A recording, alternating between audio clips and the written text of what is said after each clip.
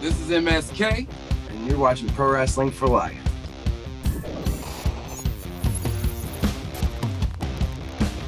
Welcome to another edition of Pro Wrestling for Life, everybody. It's me, two-time WWE Hall of Famer, X-Pac.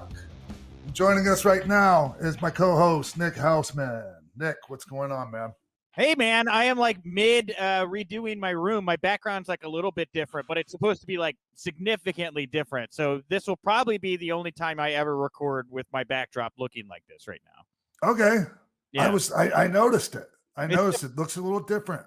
Yeah, it's because I was supposed to put the green screen in before we recorded, but as you know about off the air, our lives are busy and crazy at the moment. A lot of things happen today. So today, everybody just gets to see my beautiful Royal Rumble and WrestleMania posters that I got from hosting parties at Duffy's Bar and Grill, which you came to at one point. I did. I've been to one. Kevin Nash has been to one. Yeah. At least one, right? Yeah. Oh, yeah. I get the bars to pay you guys good money to just come sit around and watch wrestling and eat good food. It's a sweet deal. So, Nick, what's on the show for today? We got a great show, man. Obviously, big names, big current champions. MSK, the current NXT Tag Team Champions, they're going to be in the house here today. We're going to hear your conversation in full with MSK. We're going to start dropping the full conversations here on the show. We're going to have extra bonus content with a lot of the guests. We're going to start putting behind the Patreon wall. So no more partial conversations. You're going to get X-Pac's full conversation with MSK here on the show today. After we hear from MSK, we're going to dive back into the time machine as you are going to go back to WCW Slamboree 1997 with the Podfather gracing us. Who better to go back in time and talk pro wrestling? We have Conrad Thompson in the house with you, Sean. And he brought the like stack of pages of research like he always does for everything that he talks about. So he brought it like he always does. Big old binder full. So we have MSK, we have Conrad Thompson, and then wrapping up the show today, you're going to bring on two of your loyal Patreon subscribers. We have Andy and Michael here, and they're going to play your latest game. And I feel like we're not even going to say the name of the game. We'll let everybody be surprised. Stick around to the end of the show. Sean's going to play a game with a couple of his fans. But with that all out of the way, before, we have a little housekeeping too, I want to say. So starting this Tuesday, if you're listening to the show, a half hour before NXT goes live over on USA, Sean and I are going to start doing a live half-hour YouTube stream. So if you go over and you want to go to youtube.com/xpac, a half hour before NXT, you can see us free and live. We're going to try to do this on all of the Pro Wrestling for Life social media streams. It'll give you guys a chance to ask questions directly to Sean on a weekly basis. He's going to answer your questions. We'll look ahead at NXT. And then when that half hour is up, NXT starts. This was Sean's idea. He's very passionate about it, which I think is awesome. We're going to create a new NXT tier over on Patreon, which should be available right now. You can go over, subscribe to that. And every Tuesday night, you can join Sean and I as we watch NXT live right alongside you guys. I think that's awesome, Sean, that fans are going to be able to watch NXT with you now going forward. Yeah. It was my idea, everybody. I'm trying to all me. Yeah, well, I'm trying to go to Sean's pace, like I it's always hard. Like I always feel bad because like you're still like, as much as you're my awesome friend and co-host, you're still Sean X-Pac Waltman. And it always feels weird when I have to like ask more of your time. So when you volunteer up 2 hours of your life to watch wrestling with the fans each week, I just think that's really cool of you, Sean. And I'm really looking forward to the fans being able to watch NXT with you and get your insight into what you think of NXT's like future of WWE, Yeah. Well, I mean, like really, Nick, I wish that we could all be in one big room together and watch it, together. But, wow. This is the next best thing. The technology, man, like since the pandemic, like all these cool like things that have been innovated allows us to do some really cool stuff with the people these days. Yeah, man. And look, dude, the light at the end of the tunnel is here. We are feeling and seeing the light, I feel like, right now here in the United States. Sending our best, by the way, to our listeners out in India and around the world, where I know it's not quite as under control. But I'm thinking here by the end of the summer, maybe, late this year, maybe we hit the road, Sean, go out there, watch some shows with people, watch some classic matches, whatever it may be, talk to people. So. Yep. That's definitely something that we will be doing. I wonder how much people would pay to take a spinning kick from you to the face. Oh, come on, Nick. These are silliness like that is shit I would never even think of. That's why I'm here to provide those dumb ideas. All right. Well, when I'm not here, I'm also managing editor at Wrestling Inc. I follow the news day to day, and there's a couple news items I wanted to ask you about here, Sean, today. First of all, you knew the Macho Man, Randy Savage. We had Molly Holly here. We had Molly Holly here last week. She spoke very glowingly about working for Randy and how he helped give her chances and bring her into WCW. A&E released their latest biography about the Macho Man, Randy Savage, and a lot of fans not really happy with how stiff they were on Randy. How did you feel about this Macho Man biography that came out? Well, first of all, I really enjoyed the Stone Cold Steve Austin one. I enjoyed the Roddy Piper one, and I didn't like it, man. They went in hard on Mach, and a lot of this stuff is just, he's not around to defend himself. He's not around to go to say, hey, that's not true, or he's not here, man. And I just didn't like it. I wasn't a fan of it. And I don't understand how Bubba the fucking Love Sponge ended up, having so much airtime on the Macho Man. I mean, obviously, that was a bad, they ran, I was in Tampa back then, and they were hard on Mach over the airwaves in Tampa. It was fucked up. And I've even been on the air with some of them, and actually said, you're not going to talk shit about Mach while I'm here, and they respected that, but I loved Mach. And man, he was a lot of that stuff, they said, obviously stuff that everyone's heard before, man, but some of this stuff, I don't even want to go into it. It's just, I just didn't think it was cool at all. Yeah, and a lot of people were saying that it was just so different from the other biographies we had seen from A&E the previous weeks. It almost felt like a completely different team that had produced this episode. It was just kind of very jarring in the way it was presented. Yeah. I just, part of me didn't even want to talk about it, but I figured, at least mention that I really, really was highly disappointed in that. Fair enough. Well, some good news here, I thought, from the world of professional wrestling this past week.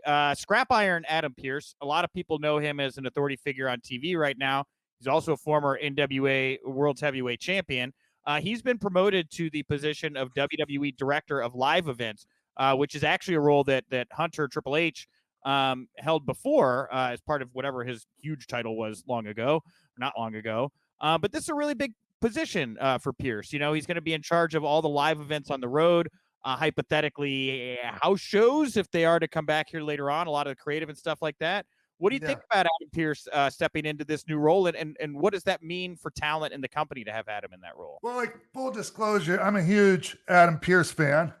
Adam and I, we worked a lot.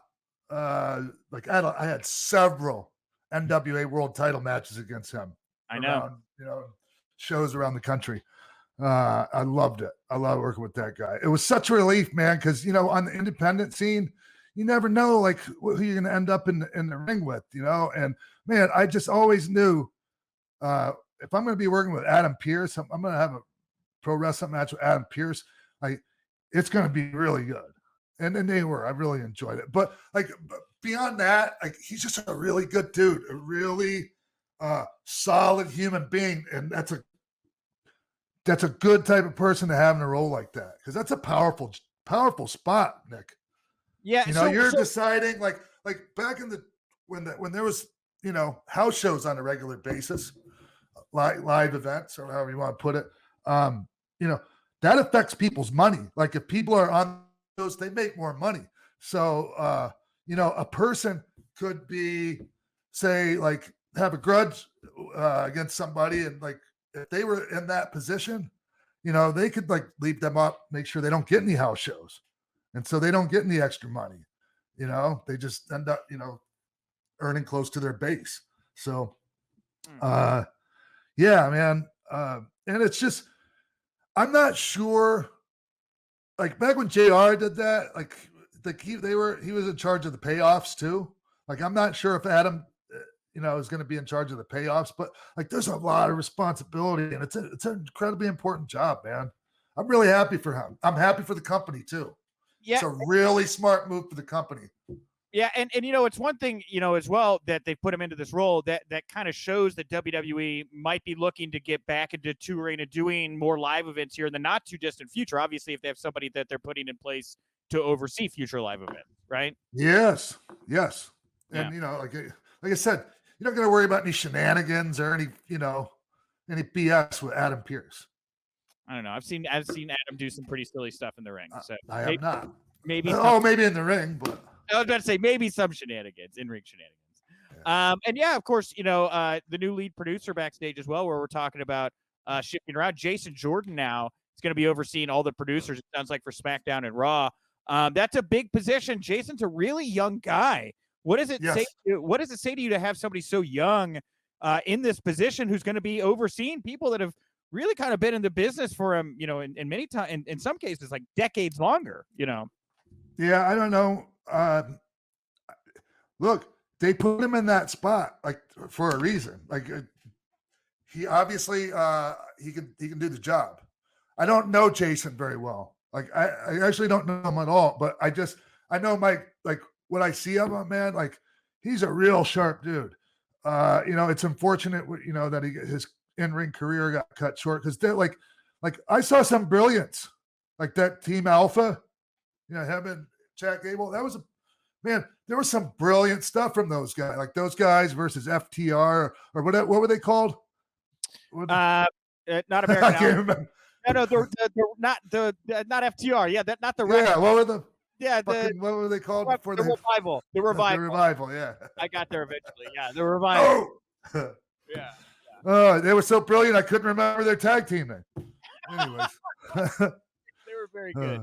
Yeah, no. So like, it's, you hate to see it, as far as him, his career getting cut short, but they found a place for him there. And yeah, maybe it might seem a little weird. I don't know how things work there these days. I mean, I kind of do, but I'm not around all the time. So I don't know. I don't know if there's an issue there at all. Like, with him not being as experienced as some of the people that would be underneath him. We'll see. Or maybe we won't see. Maybe we won't hear a fucking thing about it. Hey, Nick. What's up, Sean? Hey, man, did you get your every plate? I just got mine. Oh, dude, I got my every plate, and I got it just before the weekend, man, and I've been cooking up a storm. Absolutely. Yeah, which one did you get? I got the meatballs. Oh, dude, the meatballs and gravy. I got this delicious sriracha apricot jam pork loin right. over some ginger rice with some carrots, some roasted carrots. That was my absolute favorite thing. And the thing I like about every plate is you get to experience these like really full plates. But you get to also save money. You get to keep a full wallet at the end of it, because I've tried some of these other food delivery services, and sometimes you get those portions that aren't, you get it, you make it, it's not that big, you're still kind of hungry afterwards, and maybe you paid a little too much for it. Like, I get the inverse of that with every plate. I get like a nice big meal, and I don't feel like I've just, taken a bunch of money and shoveled it out the door to pay for it, Yeah, it is. That's the thing, is it's so much cheaper than the other meal kits, man. I had the meatballs and gravy. And, and hey, I don't know about you, but I substituted the broccoli with the with the Brussels sprouts. Did you do that? No, we made the broccoli. I like a roasted broccoli. You know. Do you? Oh I'm yeah. I'm a big Brussels sprouts fan. So like when it said you could do that, I immediately did that. Okay. No, I tried to stick to the recipes because I always like trying new things. And like the nice thing about this is the recipes, they come together in about 30 minutes. So it's really faster than going to a grocery store. The other thing I liked about this was the packaging too. Like when I got it and I opened it, you open it and the first thing you see is this box of just delicious produce and like some other stuff in the box, seasonings and things. And then when you open it up, there's this nice layer of like a cold pad. And then the meat is underneath that. So you get all this produce and you get the meats, and it's enough for you to make 3 meals with in just that one box. And man, it is so good. It was so easy to make. It was so easy to read. Me and my girlfriend, we had an absolute blast getting to make these every plate meals. And what's crazy is it actually stayed good in the box, man. Like I could leave because I had a ton of stuff in the fridge, and so I couldn't put it in the fridge. I had to leave it in the box. And it stayed just fine in the box for days, man. I don't know if I would suggest you just take the box, throw it in a corner. I would maybe. No, but but like it's good. It's I was surprised. That's all I meant. Okay, well, yeah, that's fine. Like that's fine. The box is very well packaged. The nice thing about every plate too. They have a changing menu of 14 recipes per week, featuring a very wide range of flavors and ingredients. So if you want to try something different than you tried the week before, that's always an option to you, man. And I was, again, like it was so much fun to get in there and try things out because I love to cook, but to try things that I don't normally push myself to do, little things like roasting garlic, I really thought it was a lot of fun. I had a great time with the Every Plate box. Yeah, man. And getting dinner on the table daily used to be a challenge. Now let Every Plate plan, shop, and deliver everything you need to cook a delicious meal at a delightful price, Nick. Oh, yeah, man. And we got a real good deal out there for all of our listeners, Sean. I don't know if you want to tell them what we got the hookup for them here today. Yeah. Try easy for me to say. Try every plate for just $1.99 per meal. That's crazy. $1.99 per meal, plus an additional 20% off of your next 2 boxes by going to everyplate.com and entering code ProWrestling199. That's everyplate.com and enter the code ProWrestling199. Sorry. ProWrestling199, folks. Get it. Yep. So get started with Every Plate for just $1.99 per meal, plus an additional 20% off for another 2 weeks by going to everyplate.com. Again, like Sean said, it's ProWrestling199. That's the promo code, and that's up to $100 value. Sean, I am so happy for Every Plate. I want to send out our thanks. Thank you so much to Every Plate for being an official sponsor of Pro Wrestling for Life. Yes, thank you, everybody. That's crazy, dude. $1.99. How do they do that?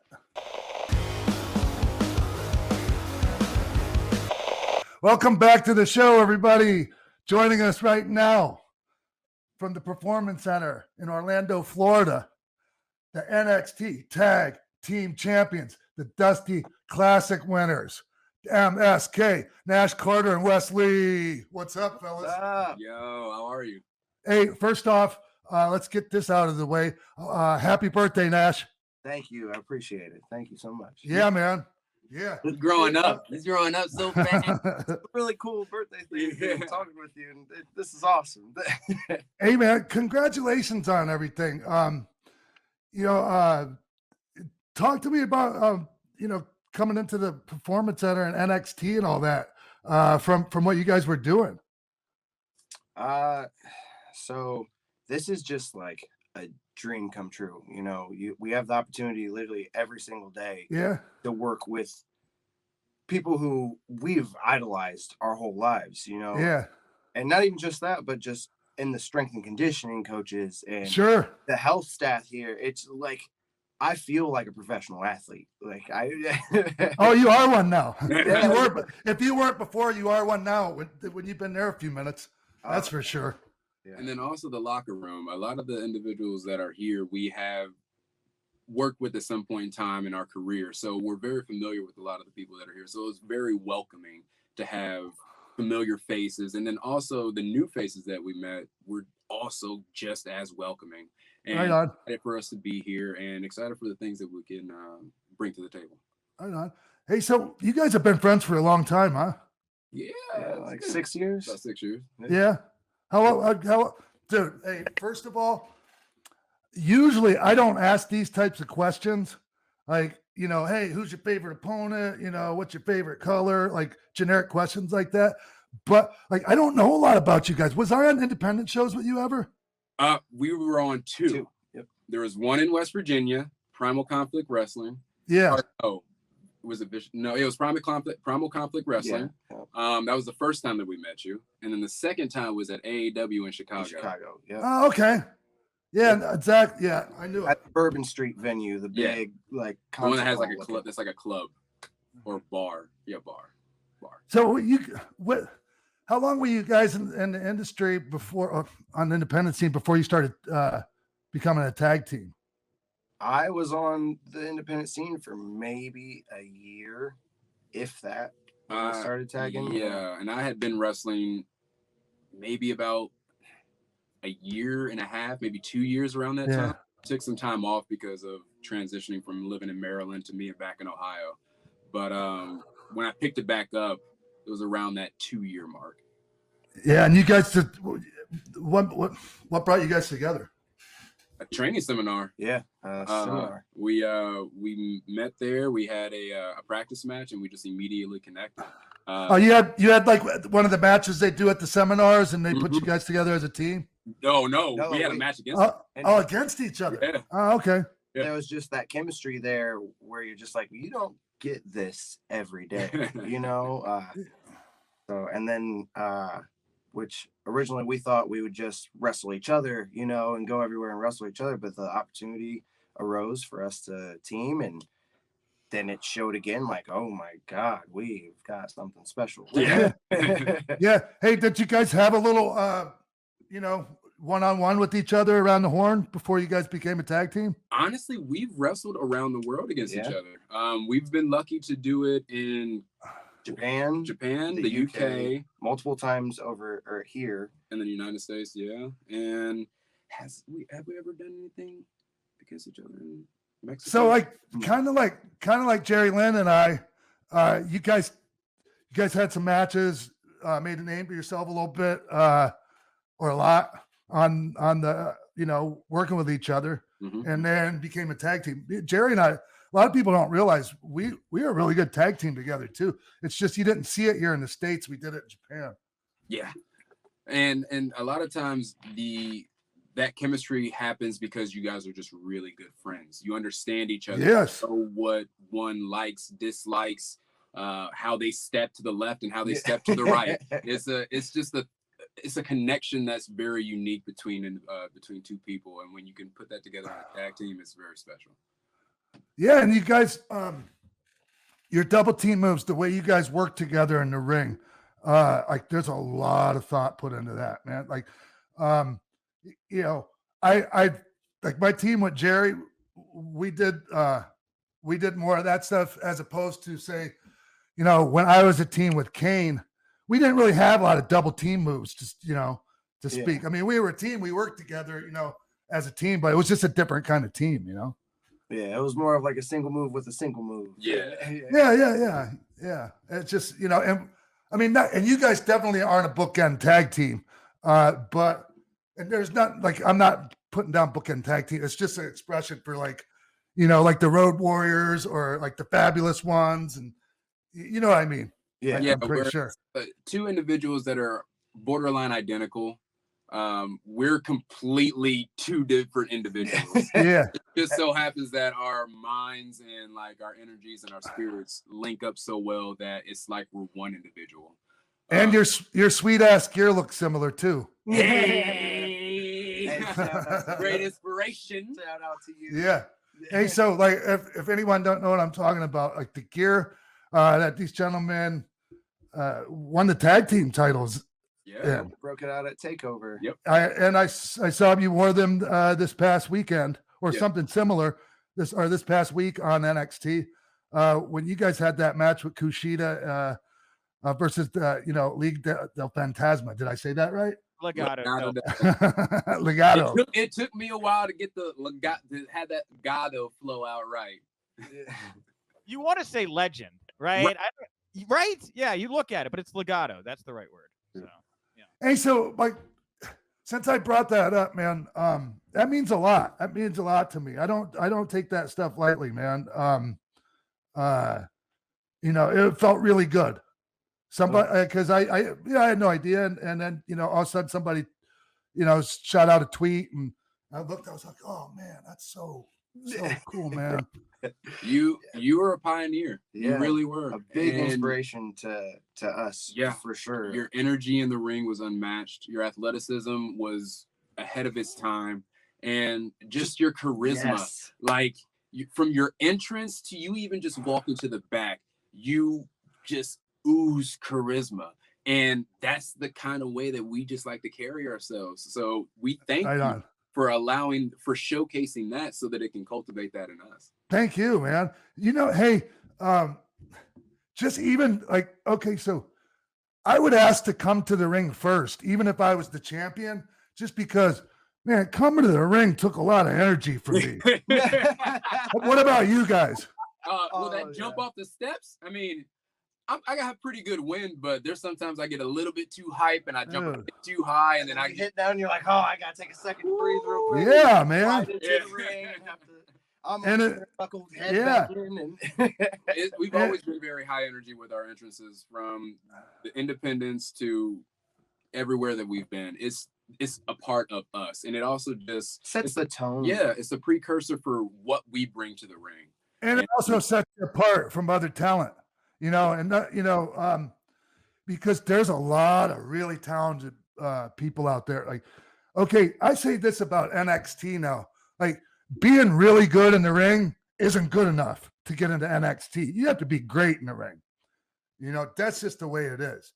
But even then, certain guys' styles, like their styles, they're more like they feed off the energy of the people, and you guys give energy to the people, and then it seems like you feed back off of them, and it's kind of like you're giving it back to each other. And dude, that especially when there's I'm sorry, I'm saying dude so much, everybody. I hate doing it. Dude's a cool word. Dude, bro, dude. Dude, bro. But when there's the smaller crowds or like nobody in the building, and you have to do that just for the cameras, man, that makes all the difference in the world. It's yes, that synergy that we have with the crowd, where we give them energy with what we do and they give us energy with how they respond to it. It keeps us going. Yeah, there are some times where you're out there and you need that little extra oomph. Yeah. And so that's why we just love giving it. Yeah, that way, because we know if later we need it, they'll be there. Hey, man, if you guys, if they know you're all in, they'll be there for you. Yeah, real record every time, even if they're a dead crowd, man, they'll give you whatever they have. Mm-hmm. Just show them that you're bringing it, all in, like just 110%, bro. That's how, it really works. It's like an odd common courtesy that's between the wrestlers and the fans. Like, if you're giving your all, at the bare minimum, they're going to give you what you want on your end, because it's just brought out of them.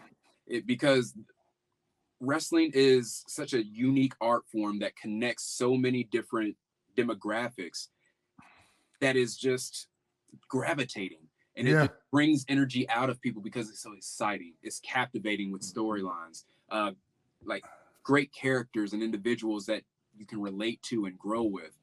It's such a beautiful thing. It really is. Man. This is really such a special thing. Yeah. Hey, you guys, I haven't been down there. I was coming down at guest coaching on a monthly basis before you guys got there. Then the pandemic happened. Mm-hmm. So I'm not sure how it works down there right now. Like, when you guys first came in, how long did it take before we saw you on television in the ring?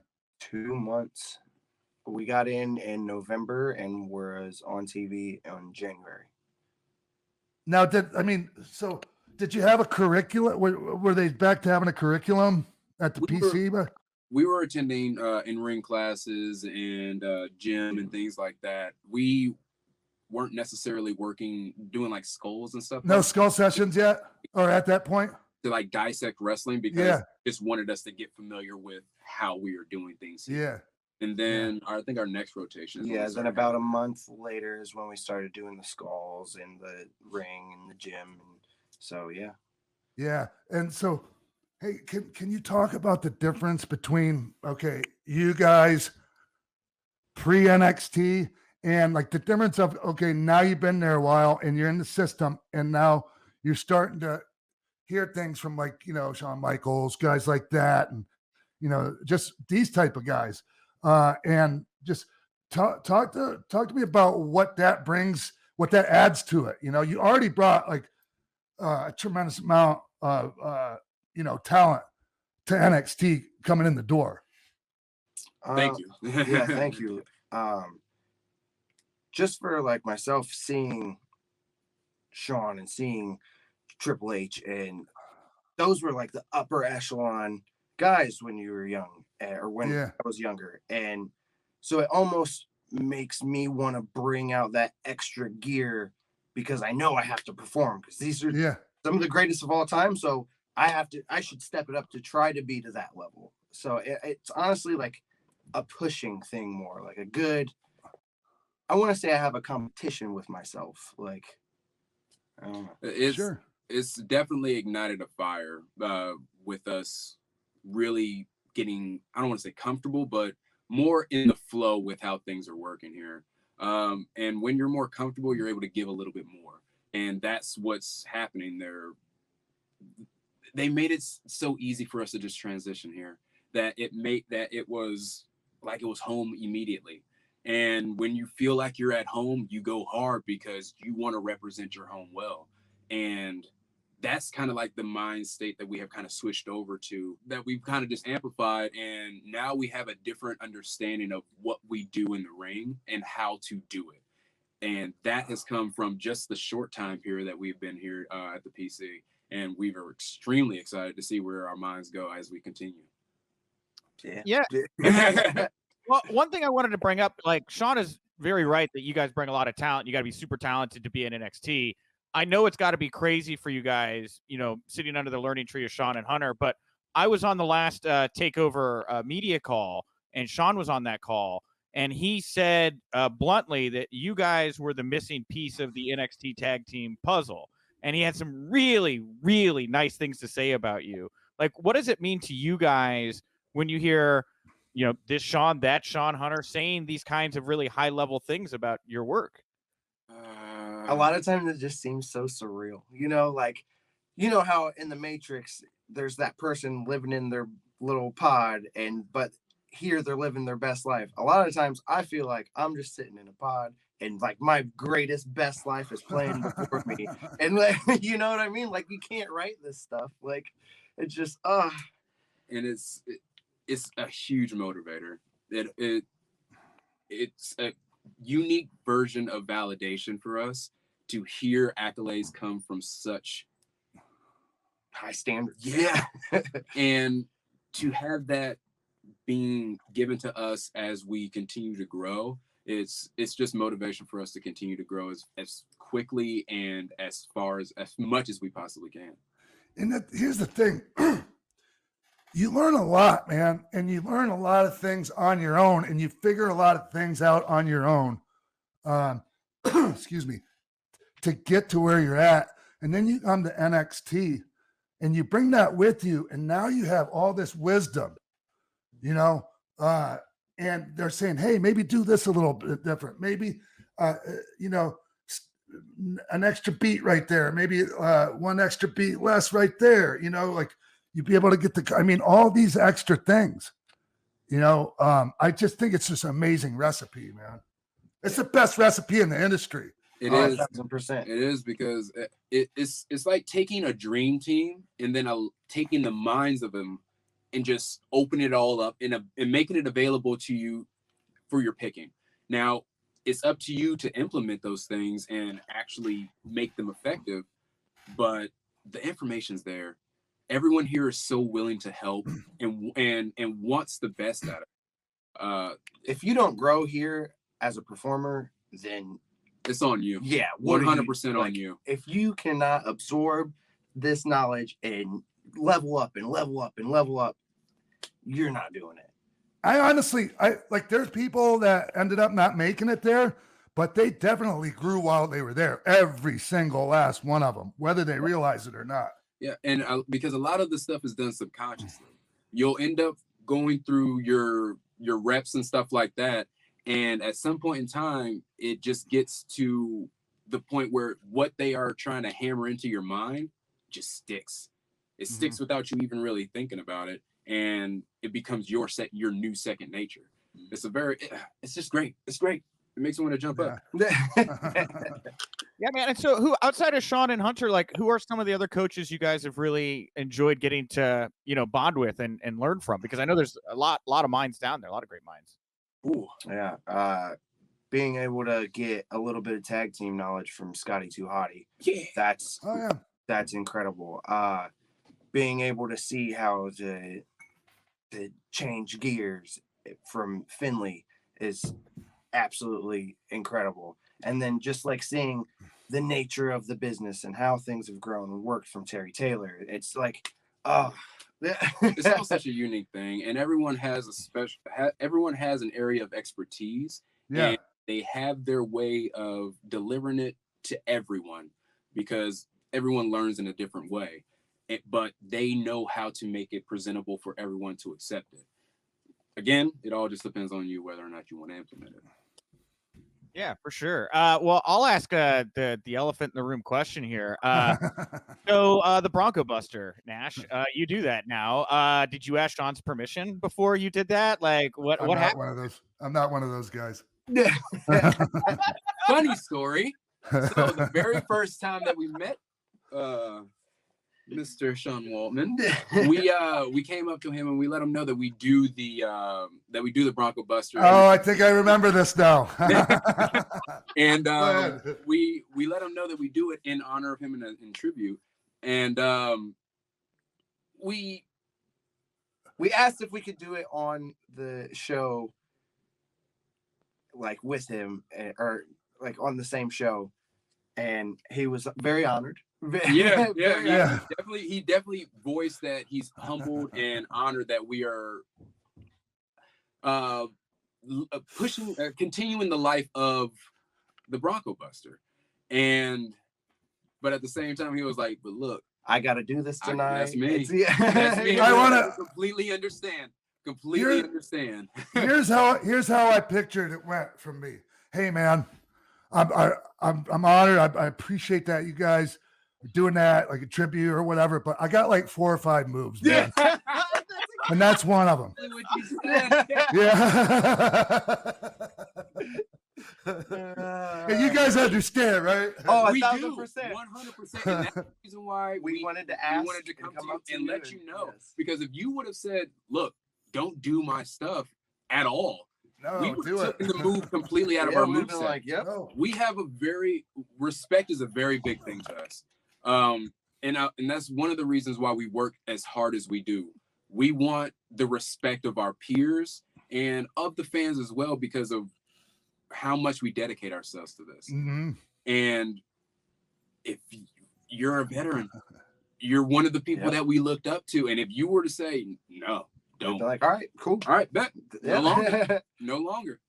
We even make some noise. Like that the whole combination sequence is called Make Some Noise.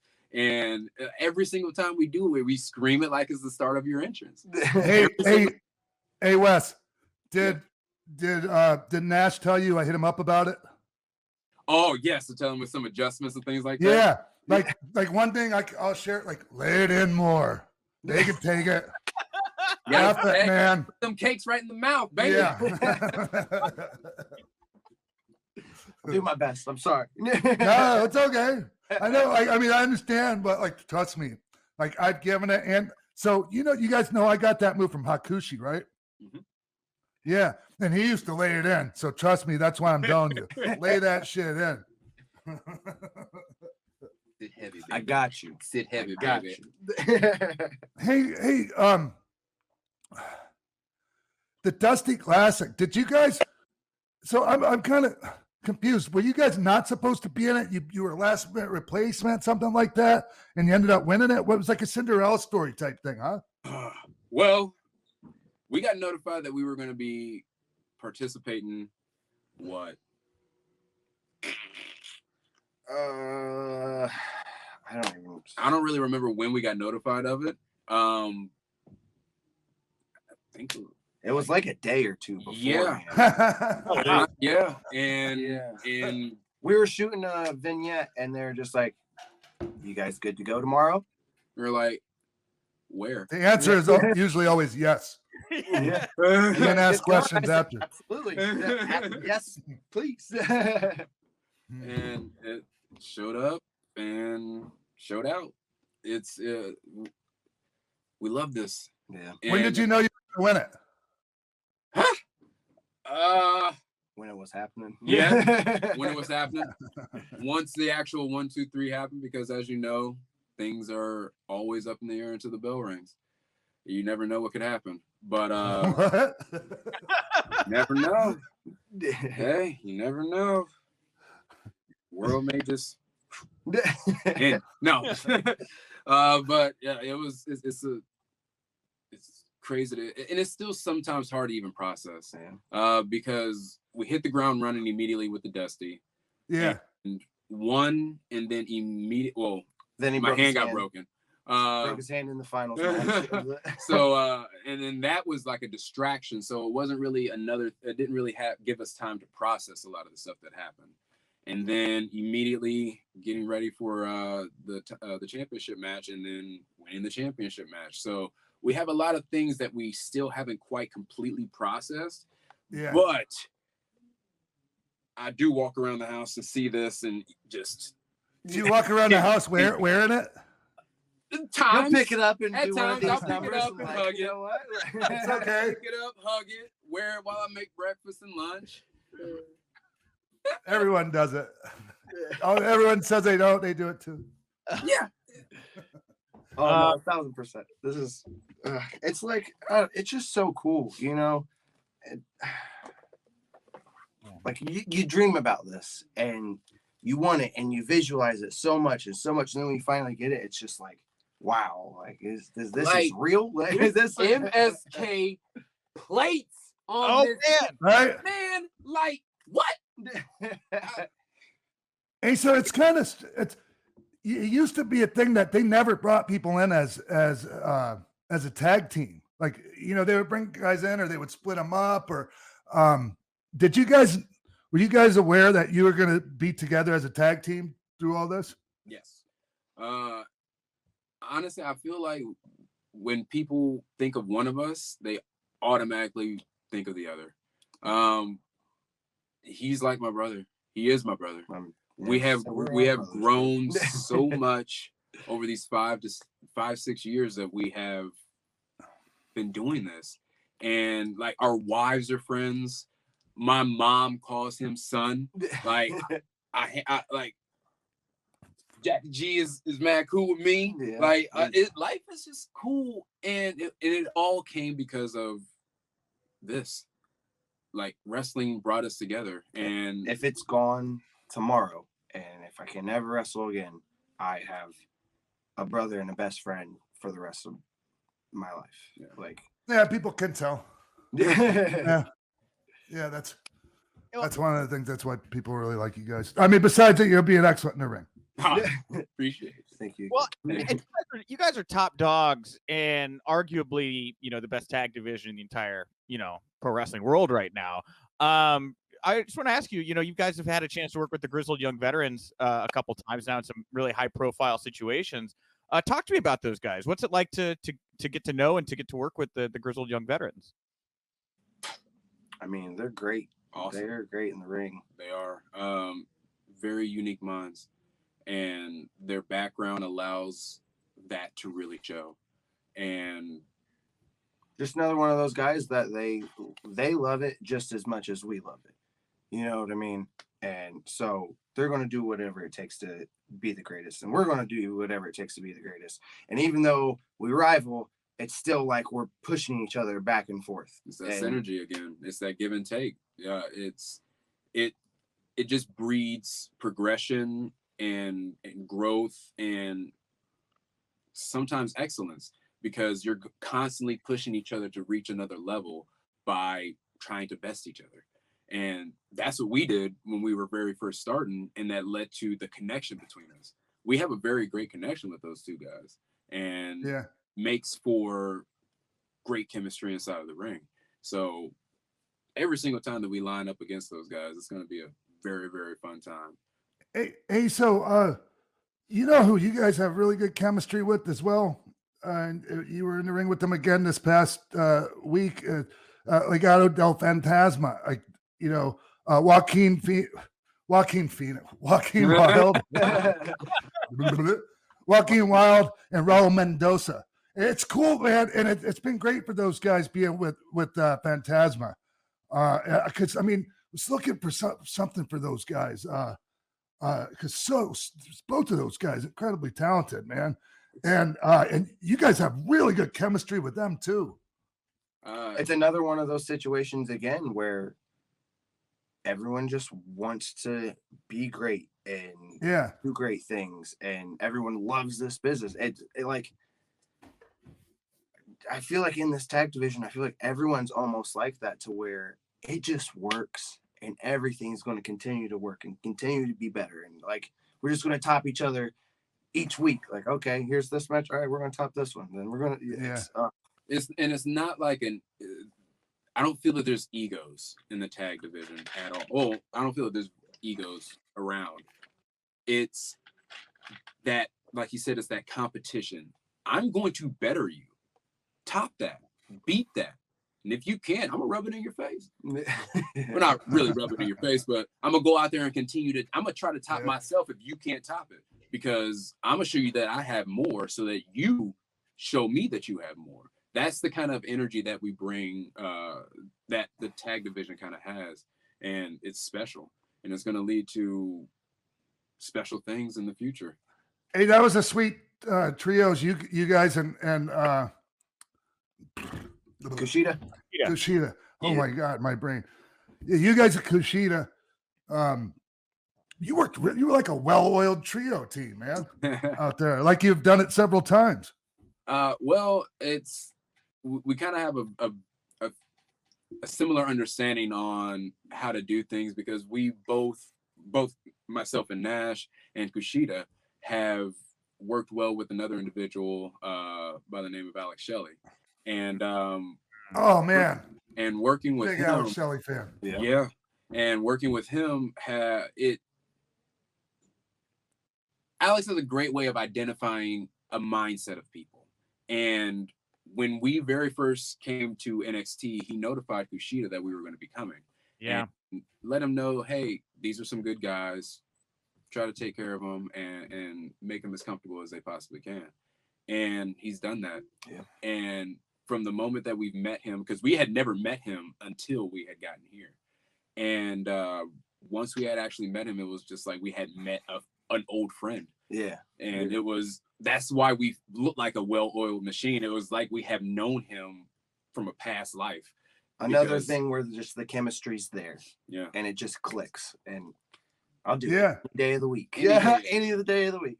Hey, you guys, and that was a really, really good main event the other night. You guys were part of. And hey man, it always seems like the champs get beat in a non-title match, huh? Like Nash. Hey Nash, you sell really well, by the way. Thank you. Well, they took Kushida out, man. I'm a man. Threw me into the stairs. And... Yeah, that was an excellent finish. But what really popped out in that is the grit that they showed. They really showed another gear in it, and it makes us want to step our stuff up even more because we know that that's going to be coming after us. So like, we love it. We love it. Bring it. Like, we love a fight. We honestly love a fight. Please. So I'm going to guess like we're 1-2 takeovers away from MSK versus Time Splitters. Is that kind of what you guys want to see? Is that what? Yeah. I don't know if it happens. That would be that's a really cheat sick code that got entered into the Matrix. So all right, guys. What teams haven't you been in there with that you want to get in there that you want to wrestle? The Hardys. Yeah, that's my like number one favorite tag team of all time. Edge and Christian. I mean, but you know, guys that like that are still going. Teams that you could have potential matches with in the future. New Day. Okay. Usos. Exactly. Who else, man? AJ and Omos. AJ, yeah. Oh man, you want to love to watch? Or like I said, we love challenges. Please bring it on, because that means if we don't do it, then we'll level ourselves up and then try again. See, like, I'm with you guys on things like that. See, I would love to get in there with the big man. Yeah. Oh my, yeah, I was my specialty, man, doing stuff like that. Yeah, like, saying no. No, I've taken some choke slams in my life. My neck is up because of it, and I don't want to fall from 10 feet in the air. So y'all have fun, you know. Like, no, thank you. No.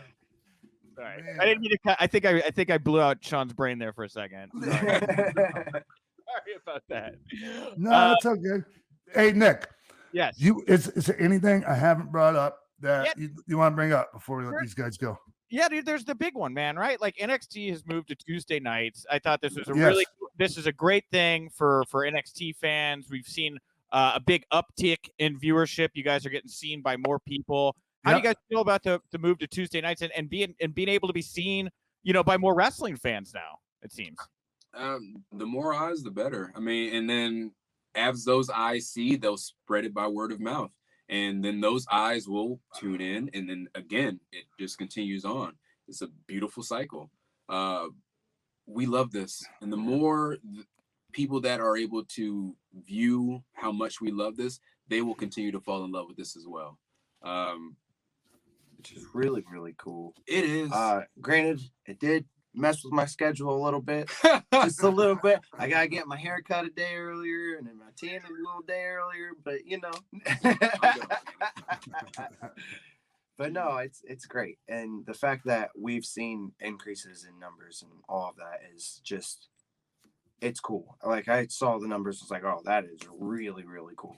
Yeah, first week after we switched to Tuesdays, it was about a 30,000 increase. No. It was about a 30%. I think you guys did a jump, and then the second week you guys did even more, which is really rare for TV shows to move nights or debut and actually improve in the second week. Usually people come in and they see the first week and there's a little dip, but you guys actually rose in the second week. I thought that was very impressive. So I gotta dance again because that's cool. That's really cool. Who was in the main event on that? My brain's not that good. I don't know, but I heard they lost. So, it doesn't matter. They must doesn't matter. Hey, bro, the numbers don't lie. No, it's not really. Hey, I mean, do you know what your quarter hour did? No. Come on, everyone knows what their quarter hours did, man. No, I'm just kidding. I'm just kidding. Okay. You got me mad nervous. Yeah, I'm like, oh God, I really don't know what I'm Hey, when I was in when I first came in as 1-2-3 kid, I came into the locker room one time after I had the return match with Razor, where I fell off the top rope and smashed my head, and so the ratings had jumped to a 3-2. And I came in the locker room, next TV, going, "Hey, Scott, did you hear about the ratings we did? We did a 3-2. Oh my God! Everybody just rode that into the ground. I was called the 3-2 kid, all kinds of shit. Oh man! Oh, you live and you learn, man. Hey, it's Whew. good to be But excited hey, about the stuff. and now you pass that knowledge to us, so we're not gonna go running around talking about the ratings and things like that. But Hey, so what were you gonna say?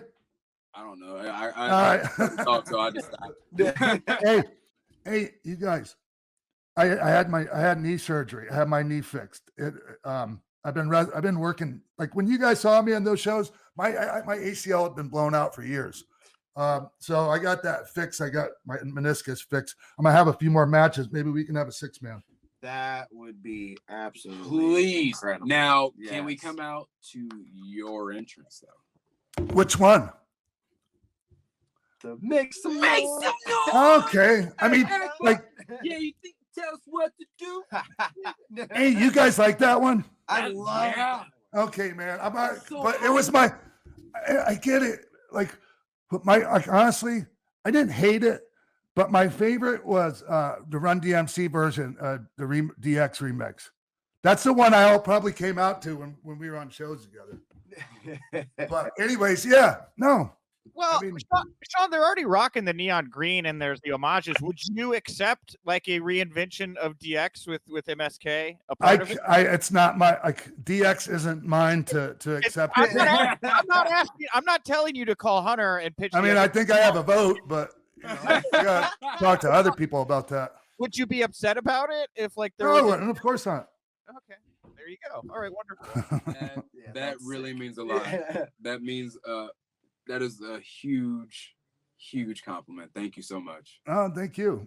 And hey, I appreciate it. And Nash, happy birthday, my friend. It's your birthday today. I don't know if we might have talked about it off air or if we were already on the air when we mentioned it earlier. So Thank you. This is like it's the best birthday gift. Like this is awesome. This has been so cool for real. Thank you so much. Yes. Thank you. And you can see these guys every Tuesday night on NXT on USA Network. 8 p.m. It's 8 p.m., 5 p.m. Pacific. I'm out here in LA, so it's okay. How are things out there for you? What's that? How are things out there for you? Oh, things are great. Yep. Man, I love it here. I absolutely love it, man. It's paradise out here, man. Yeah. So I really appreciate you guys coming on, man. And Nash, thank you for taking time up on your birthday. And like again, man, congratulations, you guys. so well deserved. Thank you very much, and thank you very much for having us on. Yes. This is a huge honor for us to be here, to have some like sit down one-on-one time with you. It's cool. All right, everyone, you know what time it is. It's time for the segment where a wrestling journalist / media personality comes on and talks about, like, you know how this segment works, everyone. Today we have Conrad Thompson, who is like one of my favorite people in the industry. Conrad, like I really feel that way about you. I'm not saying this, just because you're on the show. Like I've told you that, like privately. Likewise, Mutual Admiration Society. Big fan of all that you do. Yeah. Just think you have one of the best hearts in wrestling, and I'm so excited that you're back podcasting again and can't wait to see what's next. Thanks, man. I just wanted to, real quick, man, before, like, I just want to thank you for everything you've done for wrestling. Like all, like this new boom, like, and people could talk about ratings or whatever, but like there was another boom, and we're kind of currently in it, right? It kind of got derailed a little bit by the pandemic, but still, like, it's still like, it's going to start going up. And hey, man, you're part of that, making that happen.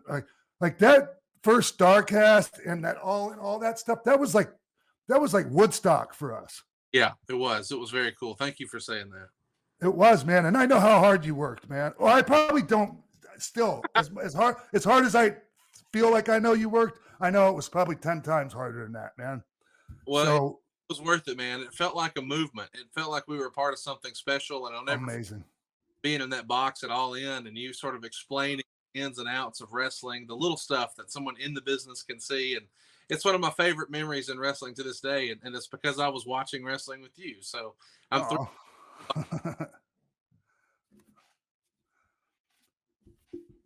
Oh shit. Hey, can we hear you? Yes, sir. Can you hear me? Oh, geez, I'm sorry. Sorry, I thought we froze, but we're good. Hey, so Conrad, tell everyone what you want to talk to me about today. And when I heard this is what, and I knew this is what you were going to pick, and I'm so glad you did. Well, you know, when Nick reached out and said, "Hey, we'd like to see you break down an old match with Sean. Is there any match in particular you'd like to cover?" These have already been taken, and I knew immediately. Oh, we got to talk about that 6-man at maybe the height of WCW, certainly the height of the NWO. There's so much controversy around it, and Kevin Greene is on the other side, who we lost. May he rest in peace. And I don't know, it just feels like a worthwhile topic. So I want to talk about Slamboree '97 with Piper, Flair, and Kevin Greene, and then you and your pal Scott and Kev on the other side. Yeah, let's get into it, man, because there's a hell of a story, behind that. Well, there's lots of rumor and innuendo that the politics were on another level heading into that, and I think the word was out that perhaps Flair or Piper or combination of both didn't want you in the match. Even did you ever hear that? Oh yes, I heard that. I heard that immediately as soon as they talked about the match, and at the time I was pissed, Conrad. Like I was real hungry, man. And I was. I was in the zone too at the time, right? For me, and so I felt like, okay, these guys are going to try to hold me back, and so it really inspired me, regardless of whether it was true or not. It inspired me, man. It lit a fire under my ass. I did some of the best, talking like on the mic stuff I've ever done in my career. It was authentic. There was real feelings behind it. And, like I had Nash on the show, my first episode back, and we talked about this, and he was very nice about it. Like, and I haven't apologized to him, man, because like I got pretty disrespectful out there. Yeah. At different times. But yeah, man, but like at the same time, man, as hot as I might have been about things, man, that's still Nature Boy Ric Flair and Roddy Piper. Right. Yeah, man. And what's cool to me is I thought at this era, especially maybe 97, I think 97 is like peak NWO for me. And I know that I guess the technical peak of WCW was probably 98, but 97, it wasn't as diluted. It wasn't as watered down, whatever you might want to say, all the negative talk about with the NWO. But the three of you guys, like your swagger was on 11. I think swagger a word with the Miami Hurricanes, and you guys were the Miami Hurricanes of WCW, and this is sort of the old guard and the sort of good old boy system of WCW, or at least that's the way it was presented, and that's the way it. Did you feel that way too? Oh yeah, for sure. And we had started becoming the Wolfpack, right? We were NWO, but obviously we were trying to do our own thing in the NWO. Yeah. And it was getting over, and so, yeah, man. And like you said, it hadn't got as watered down yet. And so, but here's the thing, Conrad, I understand, man. Like if that's how they felt, they would have rather had Hogan in the match. I understand why. Like, yeah, man, it's a bigger deal. And Nate was nice. He was like, don't, like, what did it matter? The building was sold out anyways. We couldn't sell any more tickets, but we could have sold more pay-per-views. Right. Probably with Hulkster. Not gonna lie. But that was like, this is one of the highlights of my career. Like one of my very favorite things I've ever done. And one of the things I'm most proud of. Well, there's a lot of other controversy about the way the match was laid out. Supposedly, the heels always call the match, but I think Flair liked to call a lot of the match. And there was rumor in the newsletters that maybe Piper and Flair had one vision and you guys had another. Yes. Then the finish was a whole nother conversation. Just tell me about the structure of the match and how that changed.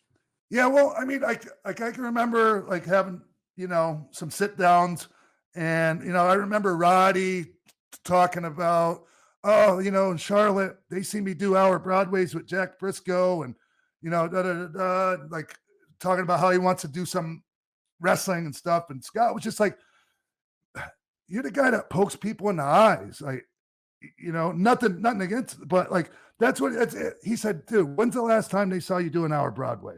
Yeah. And Roddy was like, yeah, you got a point, you know? And yeah. And so, and obviously Nate is used to being in the driver's seat all the time. Right. And so it was, I'm sure it was typical. And, you know, and then we had Kevin Greene right. to add to the mix. And so that was a while. We didn't know how that was going to work. Right. I mean, he had no track record in the ring, really.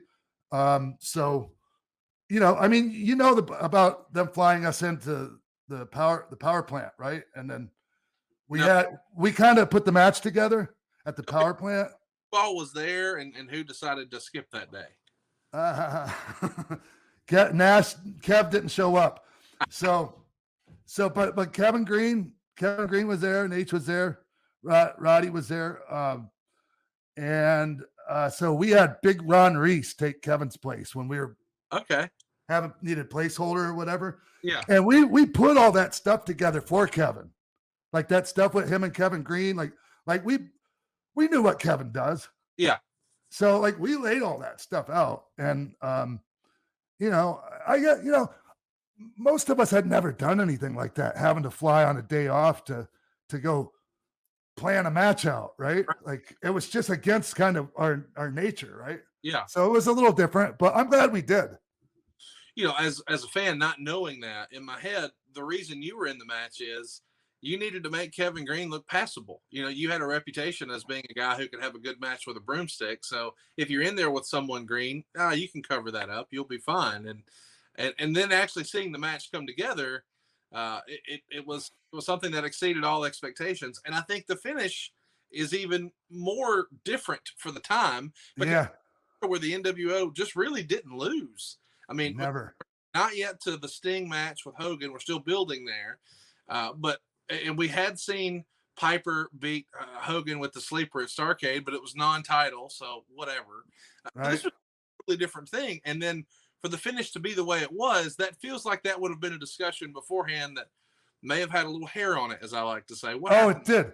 It did. And so we were in this mode where like we didn't care if we were ruffling feathers at all. You know, matter of fact, that was what we were going for. Right. And you know, the word was like, oh, they want us to. It really like the thought was, oh, we'll beat 6, which, oh my God, no one's gonna think that's gonna happen, right? So like we were all like, oh no, we're not putting them over. And it got back to, well, we weren't gonna do the job, and like we kept that up all the way until the day of the show. Wow. But we knew going in, like we had already decided quite a while in advance that we were all going to lay down for him. Wow. So it was just to stir the pot, just to keep. Yes. I mean, that's Nate, and it's his comeback, and like, you know, it's Roddy Piper and Kevin Greene and Charlotte. We had to. I mean, we didn't have to all do it. Right. What a visual, man. You're right. I mean, except for the fact that we were all laying there, you could have drawn chalk outlines around us, and the camera wouldn't shoot us. They wouldn't show it. Wow. Well, do you think that Scott and Kevin wanted to do that almost as like a show of solidarity with you? That, hey, they're not going to beat him. If you're going to beat him, he'll beat us all.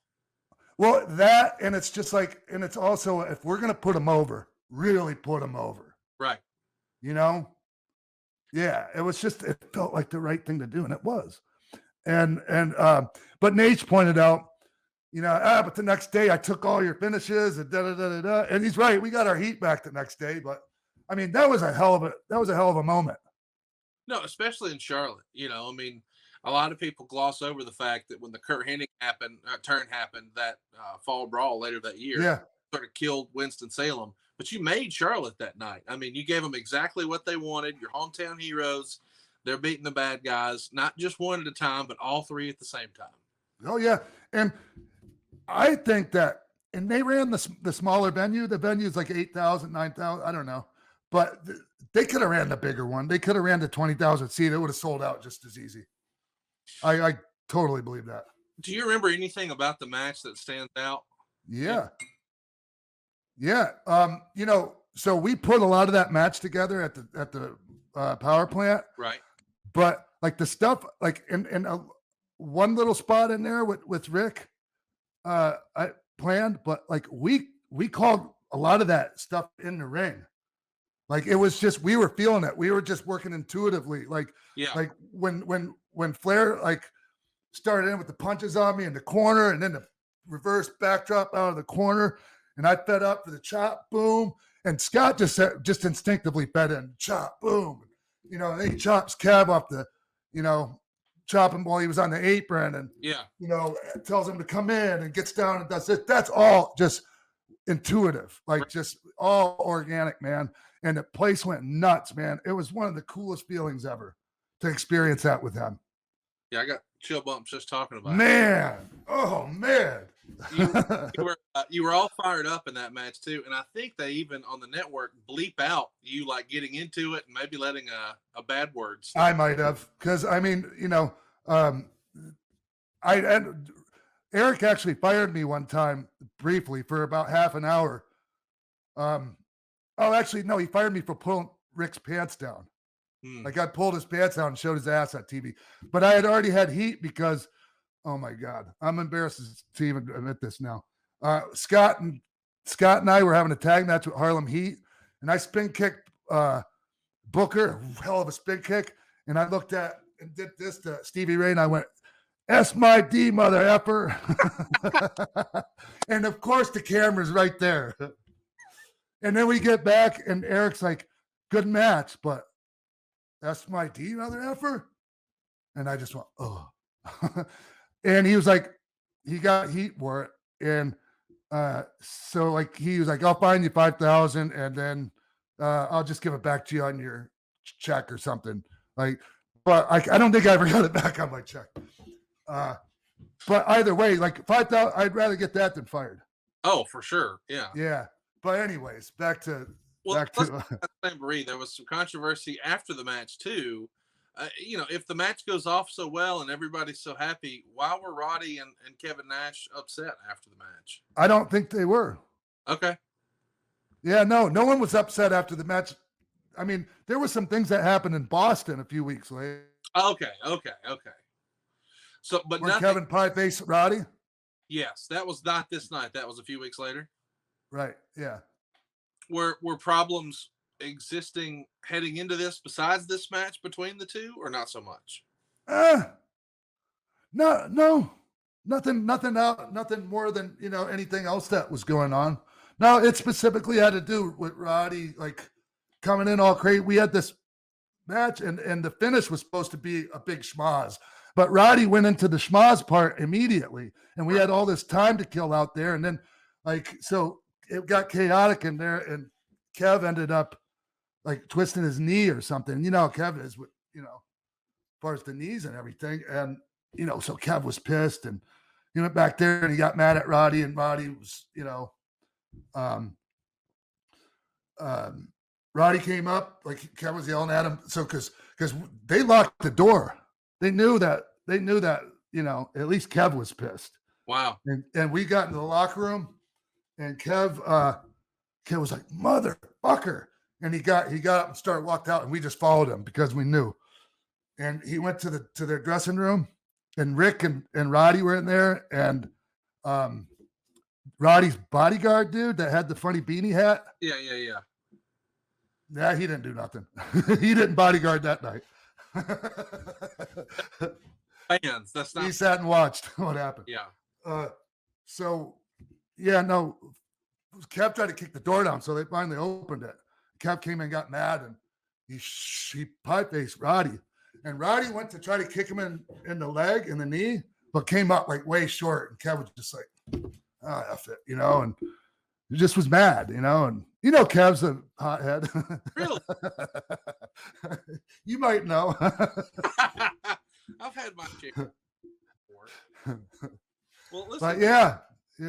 This is you know, it's pretty rare that you get to have a pay-per-view match with Ric Flair in Charlotte, and it's the main event, right? Yeah. And here's the thing, going in, like I hurt my back really bad. I could barely walk going into that.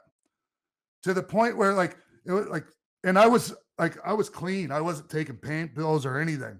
And I ended up just taking 3 like extra strength Advil, and it got me through. And Wow. I put a donut, like this padded donut, on my SI joint because my SI joint was inflamed, and so that really helped. And once I got in there, man, I wouldn't have. Man, I didn't feel any of it. I was just good to go. Adrenaline. Yeah. You know, I don't know, so I'm going to ask. But was there ever a time in wrestling where there was like almost like an NFL level trainer, where you hear these days, in order to get on the field, sometimes guys will like get a shot of cortisone in the knee or something like that. Did that exist back then in WCW or not so much? I don't remember it. Like, I don't remember that in WCW, but we had it, and we had some doctors that, like, they wouldn't shoot us up with, like, you know, controlled substances, but like a shot of Toradol, like, you know, which is an anti-inflammatory, that would help a lot. So, I mean, WWE, we had that, and I'm sure. Yeah. I just don't remember it there. Right. Because there was a lot of things WCW didn't have. For being the number one company at the time, they didn't have seamstresses to make our costumes. Like, we had to fend for ourselves. That's why, like, my costume, that's why my gear that night, like, man, I hate to admit this, you could see like it's kind of tattered because it's not even brand new. Right. So, like, yeah, they didn't have a lot of things, man. It was weird.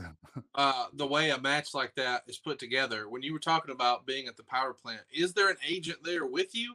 Oh, no way. Okay, so it's just you guys working it out. Yeah. No, like, that was, I never experienced that, an agent coming up and going, hey, I think you should do this. Like, man, I don't know how I'd even handle that. Right. You know, because I mean, we were our own, we knew what to do in there. So I guess that match, because it's the main event, obviously it gets priority. But we hear these days that guys show up to the building and then they say, okay, you have X number of minutes. But you never had well in advance for this match, right? Yeah. Well, I mean, we were on last, and we knew we had like over 20, 25. Like, I mean, we didn't want to have like a 45-minute match, you know, to have to. Sure. That would have been really tough, right? Like, yeah, sure. It was just the right amount of time. Yeah. Is that your only match with Piper? No. Okay, so before I left for WCW, and before Scott left, they, you know, when Scott gave his notice, they told him, oh yeah, you failed a drug test that was like 3 months old or something crazy like that. Right. So, like, Scott was, and I was supposed to work with him on the house shows. It was high up on the card too, you know? And so so I had 3 shows that I was supposed to do with Scott. The Meadowlands, like Philly and Pittsburgh or something like that. And so Vince always had the thing, if you're going to do a replacement, make sure they're of equal or greater value. Right. So I'm out in the ring and Razor's not going to be here, and if people are booed, then all of a sudden the bagpipes play. Wow. It was amazing. We beat the shit out of each other, Conrad. None of it was called in the back, and we just fucking winged it, man. And it was great. It was intense. How was the crowd reaction when they hear those bagpipes? And you're incredible. And I mean, they were fever pitch every night, all 3 nights. And man, I was hurting after those matches, and I think Roddy probably was too. Awesome, man! I had no idea that happened. Do you think you got any video of any of that? There's some still photos I've seen, but I would die to see videos of that stuff. Man, it just wasn't really done as much back then. There might be. I don't know. Yeah. Well, hey, if you're listening and you've got a fan cam of that, tweet me. It's hey, it's Conrad. I'd love to see that, and I'll share it with you. Yeah. Hey, Conrad. Man, I'm so grateful you took. I know you're so busy, Conrad. Oh man, my pleasure. I jump at the chance to talk to you, bud. Yeah, but I mean, I was like, Nick, man, like somehow Conrad shoehorned us into a schedule, you know, like I know you have a lot going on, especially right now with the My World podcast with Jeff. Like it's already on the charts, like top of the charts, and it hasn't even started yet. It's crazy. We're super excited. It's debuting May 4th, and we're promoting, May the 4th be with you. But our first episode is about him holding up Vince McMahon. So the famous story, the China match where his contract expired the night before, but he's still Intercontinental Champion. Yeah. Heard from JR and everybody else, but we've never really heard from Jeff. So we're going to hear, as Paul Harvey says, the rest of the story on Tuesday. Oh, man, Paul Harvey. Yeah, stand by for news. So, oh, man. So Jeff and I were pretty close when he was there, you know. We had a lot of fun together, spent a lot of time together, worked a bunch together. And I just, like, when things didn't work out and it was obvious like he wasn't staying, man, like Road Dogg and I were brokenhearted, man. Like we were so sad. Yeah, there's so much about Jeff's story that I don't think a lot of fans online really know. And I think that, you know, maybe I'm patting myself on the back here too much, but the narrative about Bruce Pritchard and Tony Schiavone sort of pre-podcast and post are totally different. You know, Bruce was this stooge that everybody hated and, you know, blah, blah, blah. And now people realize he's a fucking hilarious storyteller and a good dude. And Tony Schiavone went from being viewed as this like bitter old guy who hated wrestling to now he's like, you know, our TV dad again. And I think Jeff Jarrett's story has never been told from Jeff. And to grow up with all of those wrestling greats in the household, you know, whether it's Hulk Hogan or, I mean, Steve Austin came through there, Foley, Hulk Hogan, everybody who's anybody went through Memphis, and that's his dad's story. And then he's got all the stuff with Fritz and him trying to book and help in Dallas. And now he left Vince not once, but twice and got publicly fired and started his own company. And know, wife passed away. And there's just so much to his story that we don't know. And I'm pumped that we get to sort of tell the other side of the story real soon. I look forward to checking it out. Thanks, man. I appreciate you saying that. Thank you. And also like just major props for like the, you know, the whole ad-free shows brand you got going, man. Like all the different, and it's so cool because, you know, it's nice to hear stories from Mike Chioda and just different people, man. You got a nice variety of stuff on there. Yeah, we got Dave Pinzer on there. We got Mike. Yeah. Gerald Briscoe. We got Medusa. We got Rebel, and of course all my regular podcast hosts. It's come one, come all. There's something for everybody at adfreeshows.com. Well, thanks again, Conrad. I really appreciate it, man. I think the world of you, and I can't wait till the next time we cross paths. Oh, dude, I'm gonna find an excuse to be in LA later this year. I'm jealous that you live in California. Please, I'm leaving, but I want to come visit, so I'll be there sooner rather than later, and I'll hit you. Yeah, last time I remember you were in town. Oh, you might have been in town again since then, but we had dinner at some really nice steakhouse downtown LA. Oh, it was great. Yeah, it was after. Yeah. And I don't remember the name of it, but it was fantastic. It was great. Yeah, it was great. Then we had one Italian joint way back in the day, Dantana's or something like that. Yes. No, that was it. Yeah. That was it. But they have great steaks. Anyways, yes. It was a wonderful evening. Absolutely. Look forward to doing it again, man. Yeah. Thanks, Conrad. Thanks, guys. Appreciate having me on.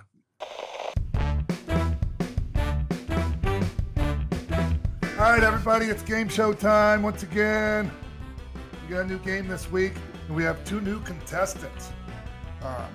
Might as well introduce you all to the contestants and introduce them to me as well, because I haven't met them yet.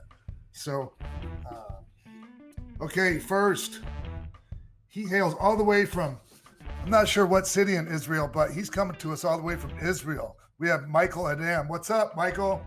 Wow, I'm okay. Pronounce your last name. Adam? Michael Adam. Michael Adam. Yes. Okay, I was trying to put some weird pronunciation. It's just Michael Adam. Yes. Thank you for joining us. Hey, man. I think we're wearing the same shirt right now. Yeah, man. Yeah. I saw you off like before you came into the room. I saw you were wearing the shirt, so I went and changed mine. I had a different shirt on. Anyways, so what city are you from in Israel? Bat Yam. Where is it? In the middle of Israel. Okay. So I've been to Israel a bunch of times, right? I love Israel. We were there like 5-6 times. Yes, I hear that. I hear about. First of all, I'm sorry about my English is not good. Whatever. I'm working on it. First, I'm really nervous. I'm a big fan of you. I'm so nervous to talk with you. I can't believe it. Well, I appreciate you coming on. I appreciate you coming on the show, Michael. My honor. My honor. Hey, are you ready to meet your opponent? Yes, let's go. Okay, everybody. He's coming to us from the great state of Tennessee. Ladies and gentlemen, say hello to Andy Rutherford. What's up? What's going on, man? Where are you from? Where are you at? Where are you coming from in Tennessee? I'm in Cookeville, about 50 miles east of Nashville. Nice. Thank you for joining us, man. Thanks for having me. Tell me what do you have going on? Like, what do you do? And tell us a little bit about yourself before we start the game. I'm actually an attorney working from home right now, which is nice. It's about a 10-foot commute to work, which is always a good thing. Yeah, I know the feeling. I built the studio right next to my bedroom. Gotcha. So, hey, man, I guess, hey, Andy, say hello to Michael. Michael, say hello to How you doing, man? Nice to meet you, man. Nice to meet you. All right, international rules right now, whatever the fuck that means. Hey, so anyways, you guys ready to find out what game we're playing? Yes. All right. So, well, there's some. I suppose I should have read this part. Like, anyway, whatever. Hey, so the name of the game today is Waltman or Whitman.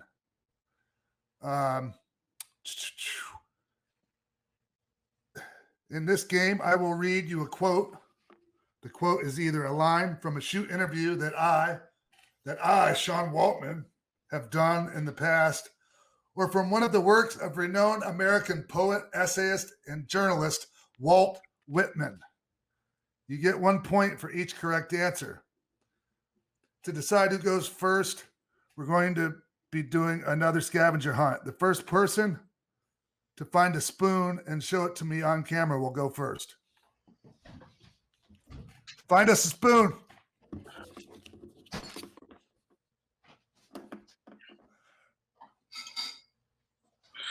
All right, Michael. Sorry, Andy. Michael beat you. Damn. I mean, it might have helped. I think Michael's coming to us all the way from his kitchen already anyways. Yes, I have a small apartment, man. Very small apartment. Hey, Michael, Yes. you're at a little bit of a disadvantage here because, I mean, Waltman or Whitman, and one of, I don't even know if you even know who the hell Walt Whitman is. Do you? No. All right. Well, I still think that you'll do just about as good one way or another, whether you know who the hell it is or not, just to be honest with you. Andy, do you even know who Walt Whitman is? I mean, I'm familiar with the name, but I'm not familiar with his work. So, are you familiar with the bridge in Philadelphia? Yeah. Yeah, Walt Whitman Bridge. I call it the Sean Waltman Bridge. Anyways, who cares? Who cares what you call it? All right. Hey, so ready for? So, Michael, are you ready for the first question? Yes. Yeah. Yes, I'm ready. All right. Here's the quote. I don't know if I can call myself underrated. Maybe some people may overrate me. Who knows? Is that Sean Waltman or Walt Whitman? Walt Whitman. Sorry, Michael. No? That's definitely a Sean Waltman quote right there. Sorry, dude. Andy? Yep. Are you ready? Let's do it. Okay. Here's the quote. Do I contradict myself? Very well then, I contradict myself. I am large. I contain multitudes. Is that Sean Waltman or Walt Whitman? I'm going to say Walt Whitman. You are correct. 1 point on the board. For Andy. Yeah. All right. I couldn't see you saying that for some reason. Right? What the? Okay.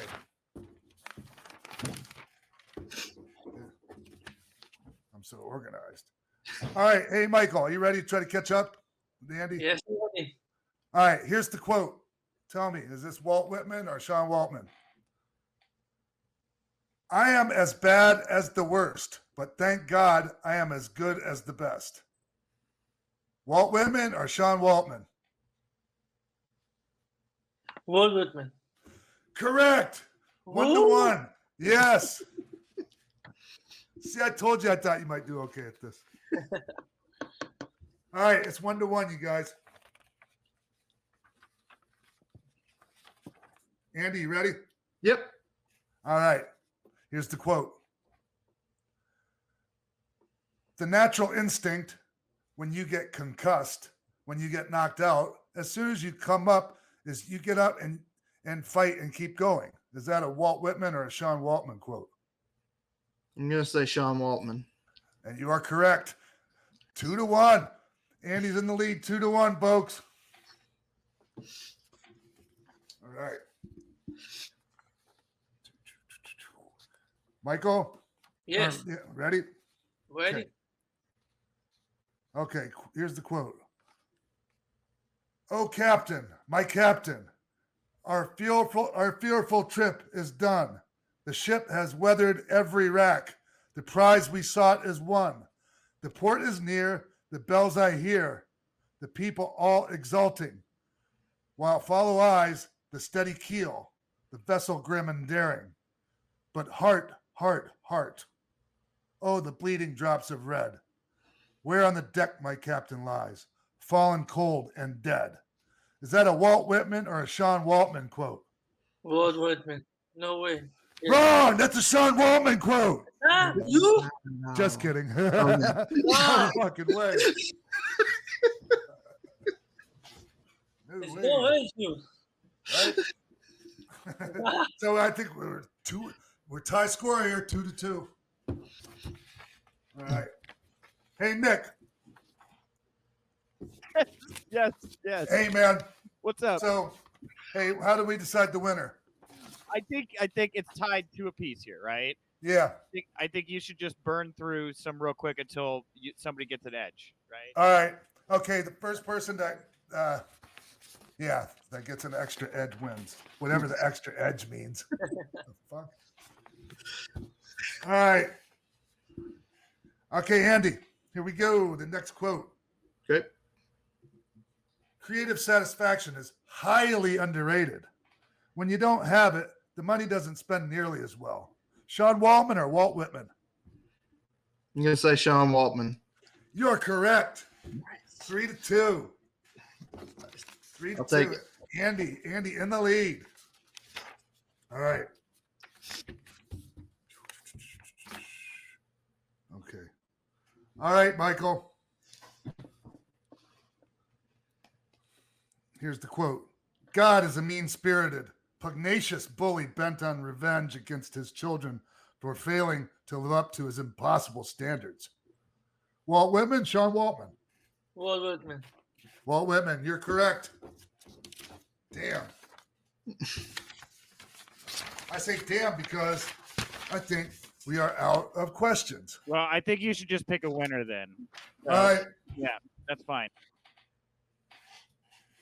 Do rock, paper, scissors, you guys. Okay. Ready? Do you know? Hey, wait. Oh. Hey, Michael, you know rock, paper, scissors? Yes. Okay, ready? 1, 2, 3, go. What do you got? I need to see it, Michael. He won. He wins. I spirit he won. Yeah. Michael's not only like he's a great guy, he's very honorable too, because like he could have lied. He could have switched his scissors to paper. Yes. And he would have won, but he's not a cheater. No. I might have done that myself. So Hey, well, you're a winner, man. Congratulations. awesome. Sweet. Thank you. Hey, real quick, Michael. Yeah. Where can we find you on social media, and what do you do? I'm a trainer of arts and gym. Uh-huh. And in Twitter, I'm WWE Michael Adam. WWE Michael Adam on Twitter, Yeah. folks. At WWE Michael Adam. Yeah. Well, at WWE Michael Adam, thank you so much for coming on, man. It's my honor. I I cannot believe I'm talking with you. Dude, it was great. It's great having you. We'll have to have you back on for another game. Goodbye, Andy. Bye, Michael. Good game, man. Andy, congratulations, man.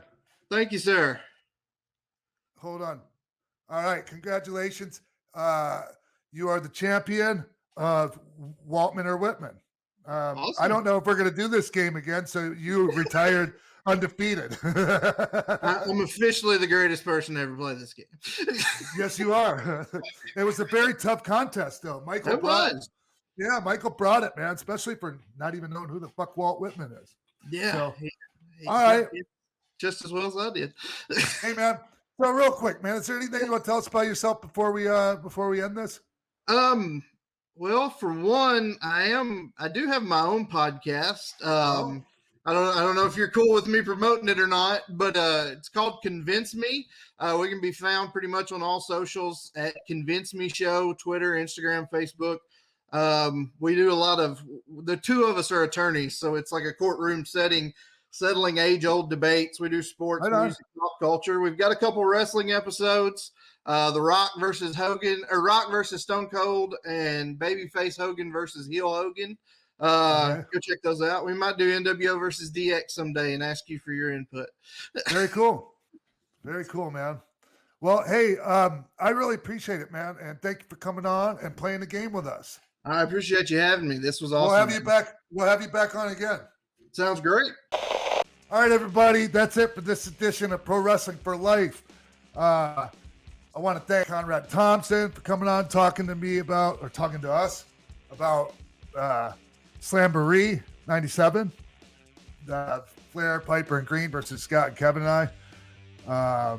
I love talking about that. Like, it was just, I couldn't have had a better person to ask me questions about that. So thank you so much, Conrad. Thank you for everything you do. I want to thank MSK for taking the time to come on the show today. Their busy schedules down there at NXT, being the champs down there, and wishing them continued success. I know they got bright futures, man. Bright futures. So congratulations to those guys again, and thank you. And also thank you, Nick, and thank you, Michael Weissman, and thank you everybody out there that tunes in every week.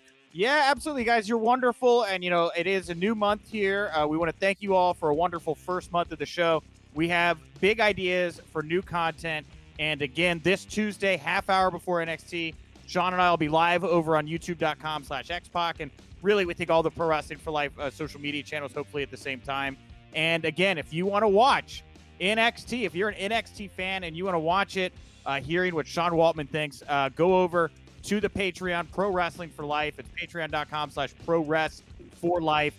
Subscribe to the NXT tier, and you will be able to hear Sean and I give our thoughts every week now on NXT, which I'm very excited about, Sean. So awesome. Yep, right on. All right, everybody. Well, that brings us to the end of the show here today. I'm at Nick_Hausman. Follow us over on Twitter at ProWrest4Life. And that's all I got. Anything you want to say, Sean? I'm at The Real X-Pac on Twitter. Goodbye, everybody. Oh, at Real X-Pac on Instagram. Yes, bye, everybody. Bye. See you guys next week.